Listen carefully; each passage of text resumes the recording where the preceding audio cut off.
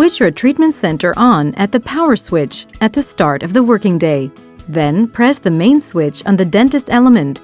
Your treatment center is now ready for operation. Reattach the items that were cleaned the previous evening to your treatment center. The auto purge program will commence automatically if the instrument and suction hoses were left in the designated adapters in the water unit during the previous evening. The instrument hoses are now flushed for the set time and the suction hoses are cleaned. Microorganisms can grow in the water lines to the treatment center. Flush the water lines by operating the cuspidor flushing program for at least 1 minute. At the end of the flushing program, you should remove the instrument and suction hoses from the adapters and return them to their original positions.